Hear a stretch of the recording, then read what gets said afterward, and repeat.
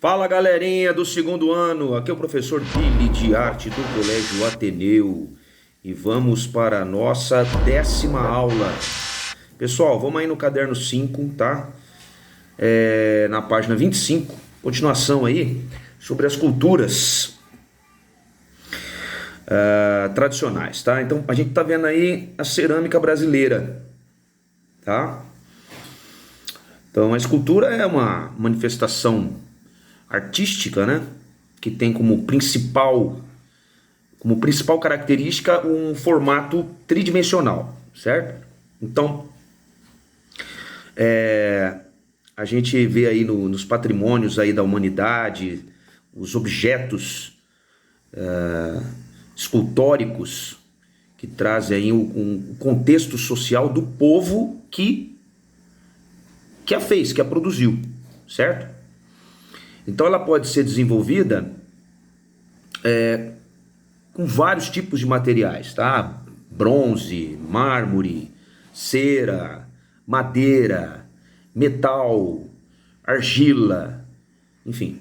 Então, uma série de materiais. A cerâmica brasileira, né, tradicionalmente, ela é reconhecida de forma internacional, tá? Ela tem uma riqueza assim, cultural extraordinária, que veio ao longo da história aí uma grande, né, diversidade de produções que varia assim, de acordo com cada povo e cada região desse país continental que a gente vive, né? Então, por exemplo, a gente tem aí o artista popular pernambucano, o mestre Vitalino, que nasceu em 1909 e faleceu em 1963. Ele é reconhecido por seu estilo próprio, tá, de esculturas, que é um estilo típico ali do Vale do Jequitinhonha, em Minas Gerais. Tá? É uma região bastante pobre, assim. E são dois exemplos assim que demonstram a variedade da cerâmica tradicional brasileira, tá? O Vitalino, ele é conhecido como Mestre Vitalino, tá? Mas o nome dele é Vitalino Pereira dos Santos, tá? Ele nasceu em Ribeira dos Campos, em Caruaru, uma cidade de Pernambuco, né? Mas ele faleceu ali no Alto do Moura, tá? Também numa outra cidade ali de Caruaru. Ele foi assim talvez o mais importante ceramista, tá? E também ele era músico, tá? Ele foi músico também. Mas ele foi um dos mais importantes, talvez o mais importante ceramista brasileiro, tá?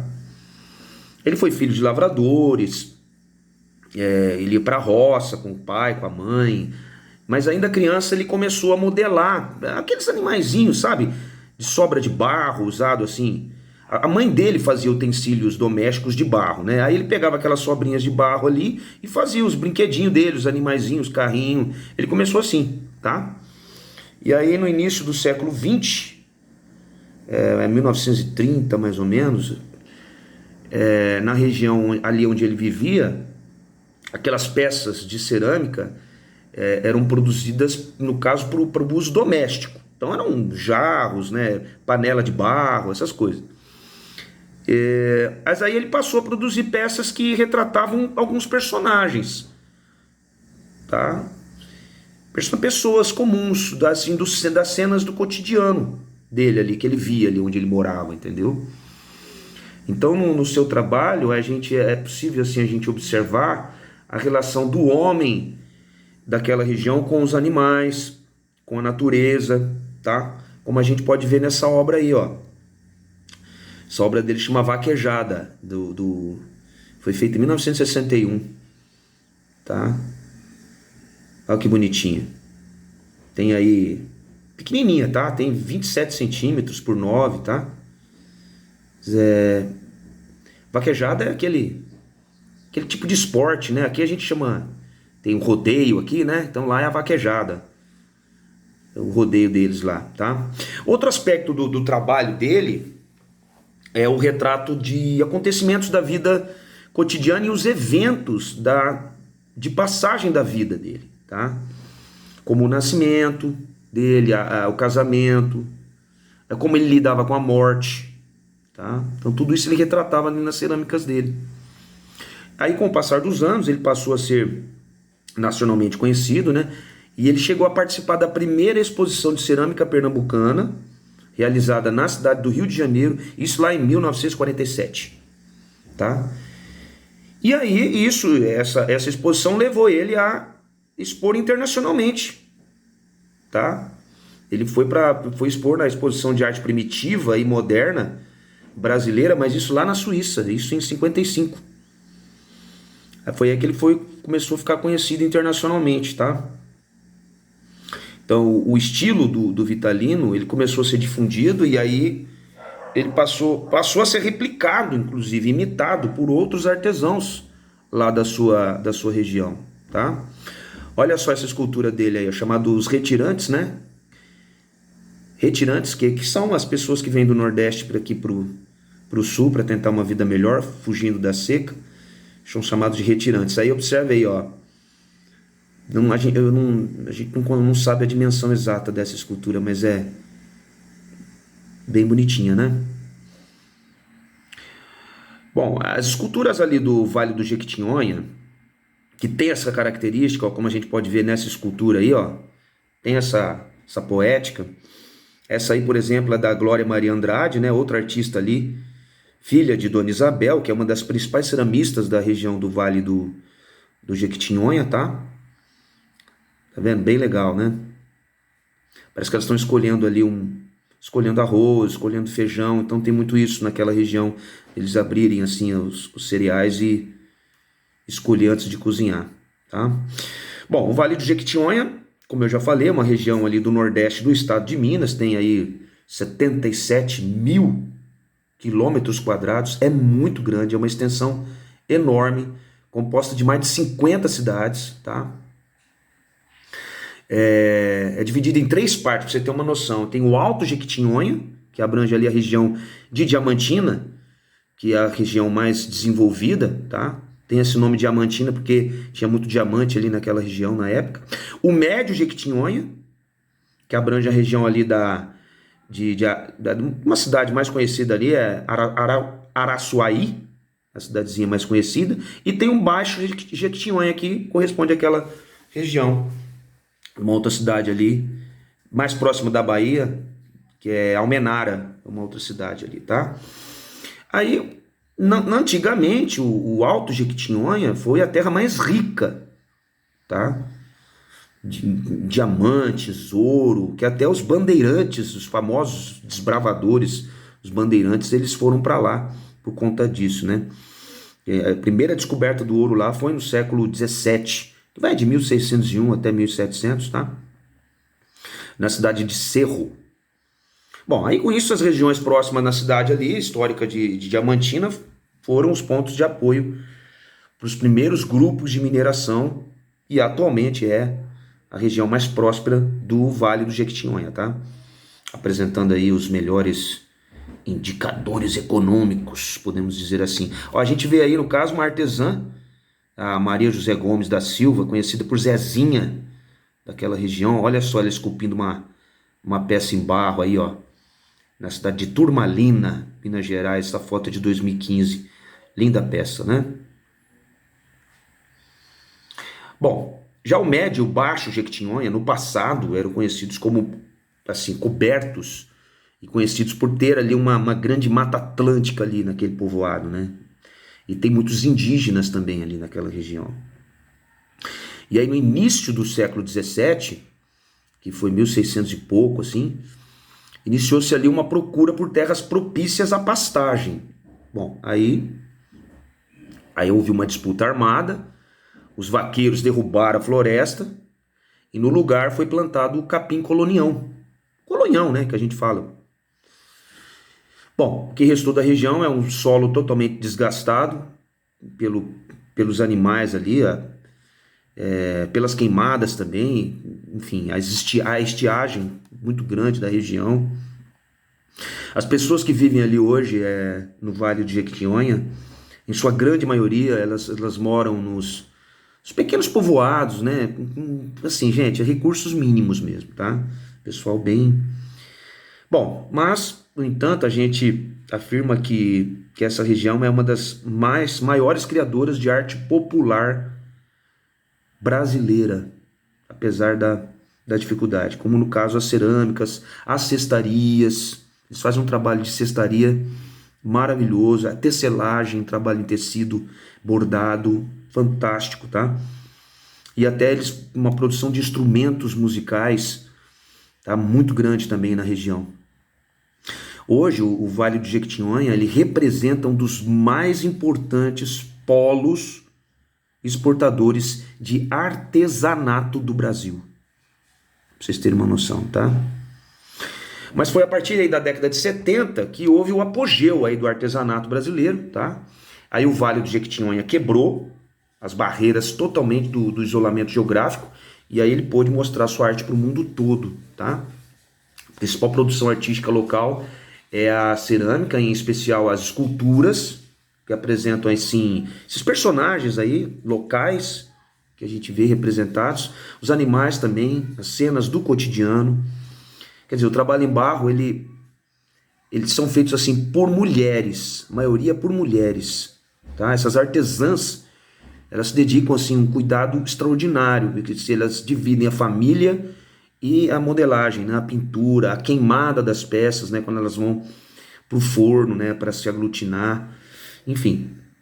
E atualmente, hoje no Vale do Jequitinhonha é considerado uma, como eu já disse, né? Uma rica zona cultural devido a essas diversas manifestações artísticas, né? Principalmente expressadas no folclore da região, né? Também tem a questão arquitetônica nas casas, nas construções, tá? Tem um conjunto arquitetônico bem tradicional ali. Produção artesanal, ela é feita também, como eu falei, em cestaria. Na cestaria eles usam palha, bambu, a própria madeira, né? Usa também uma produção artesanal com algodão, né? E o tradicional barro, né? Que é a argila, aquele barrinho da beira do rio, tá? Esses artesanatos em cerâmica, eles podem ser encontrados hoje em vários museus, exposições, centros culturais, lojas especializadas de arte popular no Brasil e no mundo todo, tá? Olha, dá uma olhada nessa escultura em barro aí, ó, feita no caso por Andréa Pereira de Andrade em 98, retratando as cenas do cotidiano aí do Vale do Jequitinhonha. Nesse caso aí, ó, as artesãs, elas retratando elas mesmas, trabalhando, né? Olha que bonitinho, tá? Bom, agora a gente vai falar um pouquinho de música. Vocês gostam de música? Ah lá, vamos falar um pouquinho da música indígena e africana, tá? Por exemplo, a música africana. A música africana, ela é ampla, né? Ela tem uma variedade, assim, extraordinária de ritmos, tá? Que vem das regiões e nações desse continente, porque a África é um continente, né? Ali tem vários países. Então, são expressões assim musicais bem singulares daquela região, produzidas por várias etnias diferentes, vários povos, né? Então, por exemplo, as múltiplas expressões culturais, elas variam conforme os ritos da região, tá? E conforme os costumes de cada povo. Por exemplo, a gente pode ver aí uma imagem dos músicos, um dos mais famosos músicos africanos daquela região ali do deserto de Cheb, né? Que fica no Marrocos, que é um país ali da África, tá? Olha só as vestimentas, os instrumentos, né? Percussivos, de cordas. Bom, agora a gente vai falar um pouquinho sobre a música contemporânea da África do Sul, tá? Que tem uma peculiaridade especial. Por exemplo, a música produzida e consumida na África do Sul, tá? Que é outro país, é muito diversificada. Por exemplo, lá muitos dos estilos são adaptados aos estilos europeus e cantados em inglês, tá? Cantados em inglês, por ser uma das línguas mais faladas no próprio país da África do Sul, tá? Lá se fala muito inglês, tá? Então, alguns grupos musicais, eles costumam manter os ritmos tradicionais do país, tá? E o africanês, que no caso é a língua falada no país deles, tá? Chama africanês. Bom, o estilo musical mais popular é o kiwaito, tá? Que é desenvolvido durante o apartheid. Bom, o apartheid, para quem não sabe, você já deve ter visto isso com um professor de história, foi um regime aí de segregação racial, né, implementado lá na África do Sul, nesse país, em 1948, por um pastor protestante lá, o Daniel François Malan, né, que era até então o primeiro-ministro, muito importante, como se fosse um presidente da época lá. Enfim, e foi adotado até 1994, tá? Pelos governos do caso do Partido Nacional, né? No qual, o que aconteceu no apartheid? Os direitos da maioria dos habitantes foram cerceados pela minoria branca que estava no poder naquela época, tá? Bom, aí a gente pode ver alguns integrantes aí de um quarteto de cordas da África do Sul, muito famoso, chamado Soweto, tá? Que é muito legal, né? Bom, nessa época então, os muitos músicos negros que cantavam em inglês, eles passaram a cantar em línguas africanas tradicionais, tá? E atualmente esse estilo, ele é preservado por diversos músicos lá da região, tá? Inclusive por esse Soweto aí que vocês estão vendo, por esse grupo. Já nos Estados Unidos, uma grande referência da música africana é a chamada Babatunde Olatunji. O que é Babatunde Olatunji? É uma musicista, que é o feminino de músico, né? É uma musicista que nasceu em 1927, tá? Em Lagos, na Nigéria, outro país da África. Morreu em 2003 nos Estados Unidos. A Babatunde, ela fundou o Olatunji Center for African Culture em Harlem, em Nova York. Olha ela aí, ó. Essa é a imagem dela, tá? Ela foi assim, uma inspiração para inúmeros, no caso, bateristas, percussionistas, principalmente muitos famosos dedicam a ela a influência pela sua música. No caso, grandes músicos norte-americanos como Bob Dylan, né? Próprio Santana, Quincy Jones, por exemplo, Stevie Wonder, tá? Grande cantor, entre outros, né? Então ele ensina, né, no caso, o que a música africana tem de mais ancestral, tá? No caso, a percussão, tá?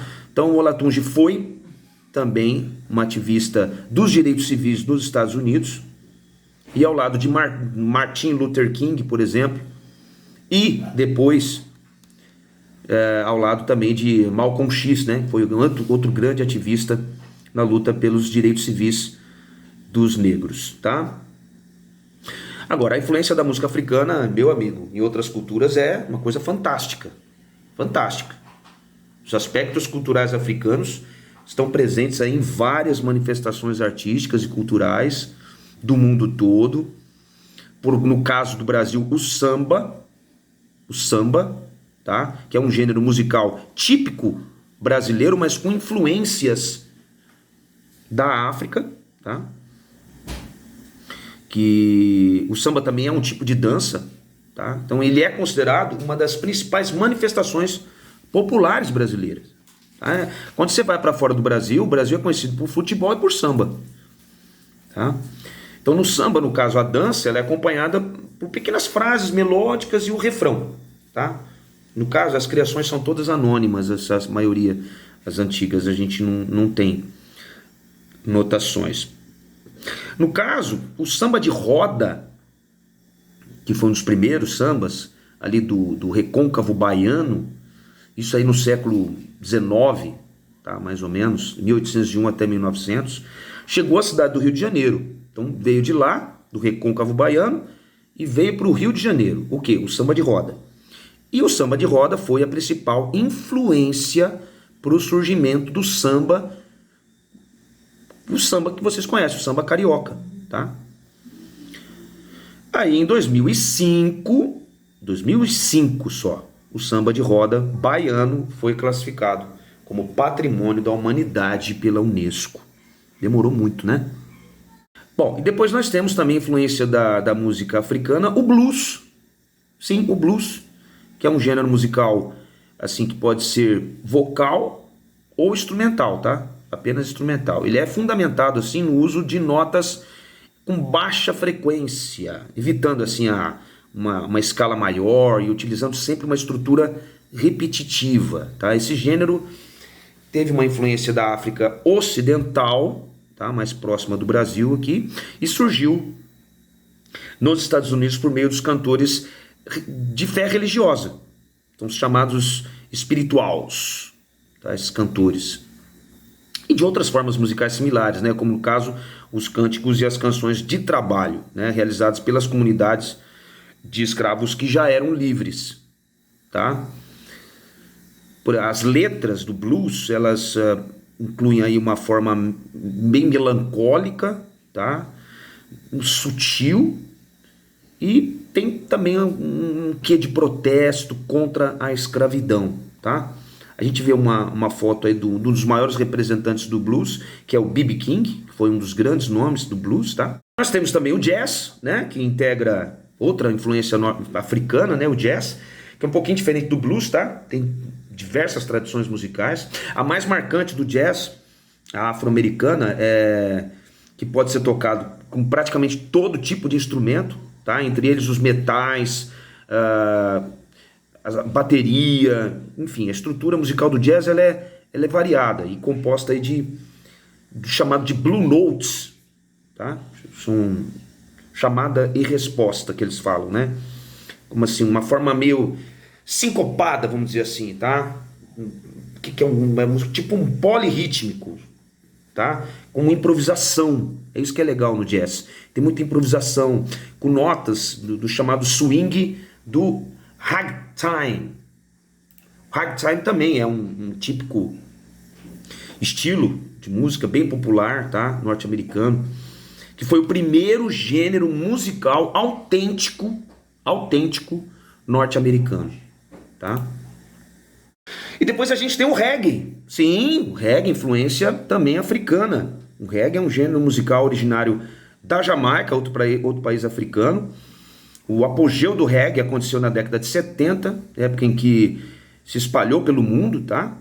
E nessa época o cantor Jimmy Cliff, o grande representante, depois, evidentemente, de Bob Marley, outro grande representante do reggae, né? Que passaram a ser reconhecidos aí internacionalmente. Dá uma olhadinha nessa foto aí do Jimmy Cliff. Eu adoro o Jimmy Cliff. E o reggae é uma mistura de vários estilos, né? Gêneros musicais variados, com uma música folclórica, tá? Ah, é verdade, Jamaica não é na África não, gente.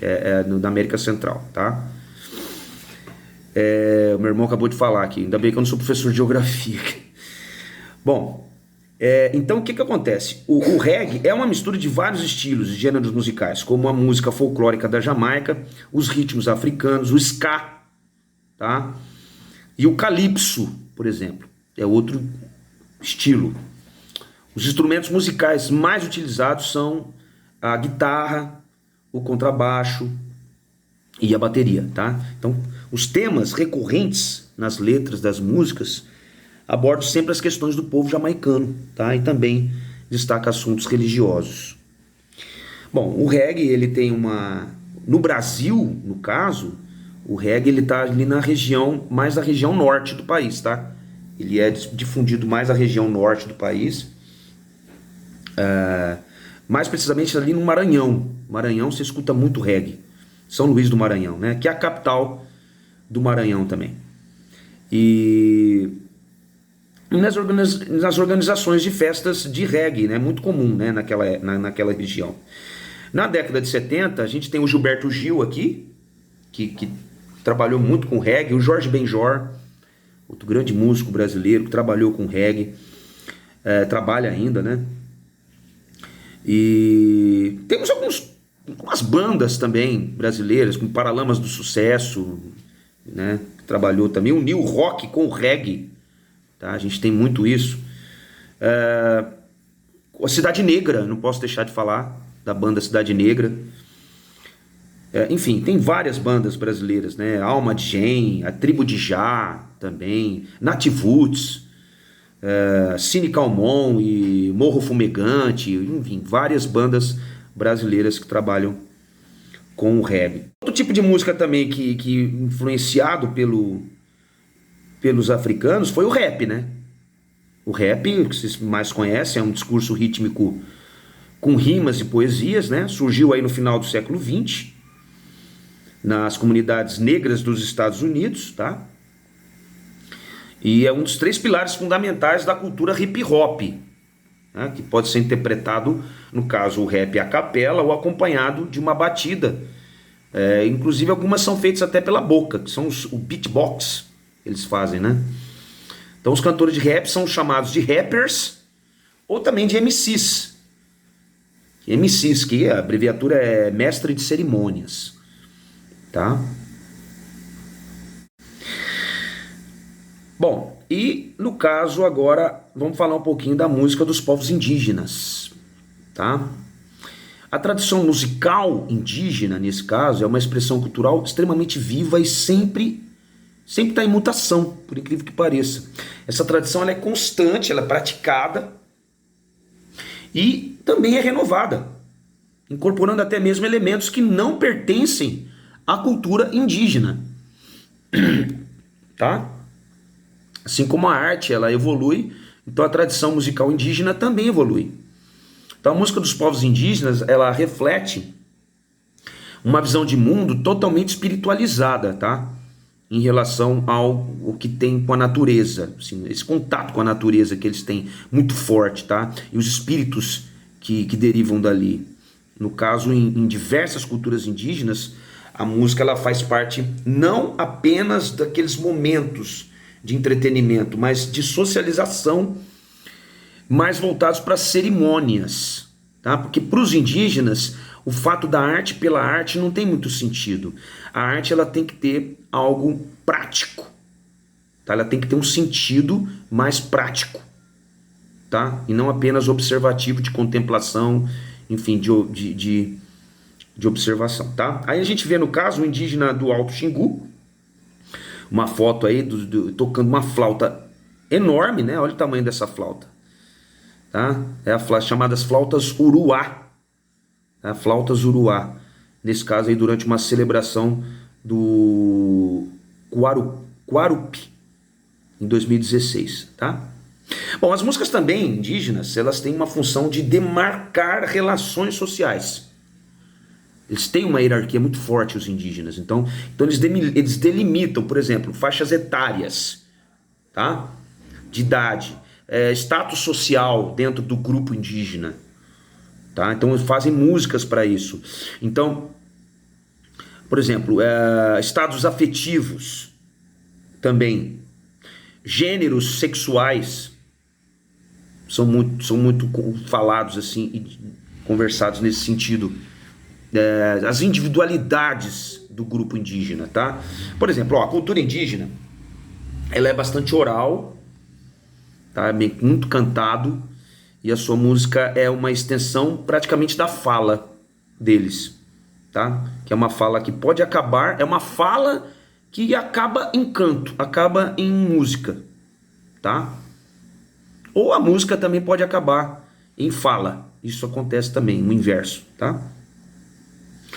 Então, assim, a cultura indígena, do modo geral, ela exige uma rigorosa regra para o uso de determinadas melodias nas músicas, tá? No caso, para definir quem que será o cantor, quem que será o intérprete daquela música. Tem uma rígida escolha, e para definir quando também vai ser cantado. Tudo tem uma regra, um horário.